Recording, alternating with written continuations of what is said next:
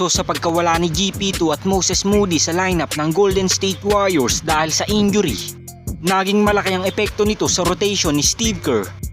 Dahil sila lamang talaga ang ginagamit ng Warriors pandepensa sa mga guards na alam nating dominante pagdating sa scoring at playmaking.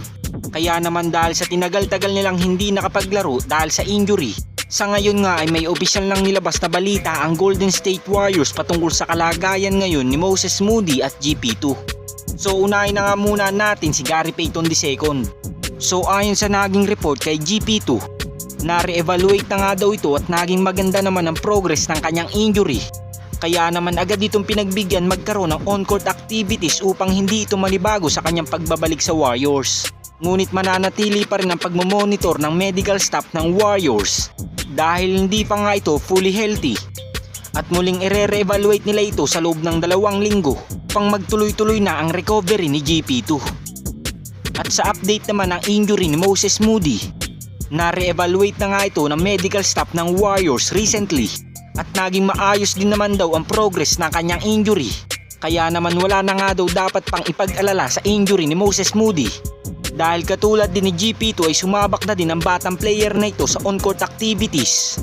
At muling ire-evaluate na lamang ito sa loob ng 1 linggo upang tuluyan na itong makabalik sa rotation ni Steve Kerr.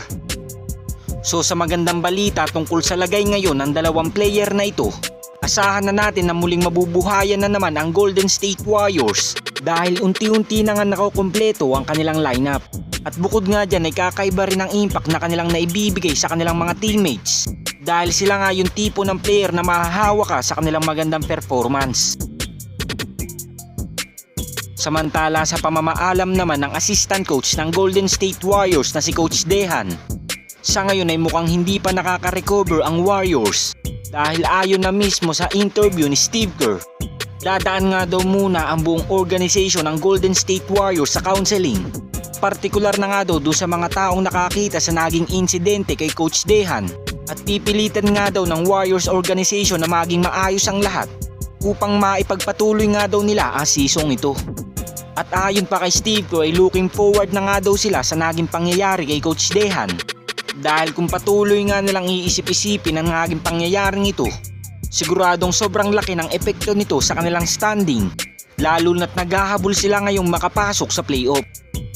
Pero kayo mga Lods, tuluyan pa kaya makakapasok ang Golden State Warriors sa play-in tournament or playoffs? Comment down below lang mga Lods. At ito lang ang ating NBA updates ngayon mga Lods.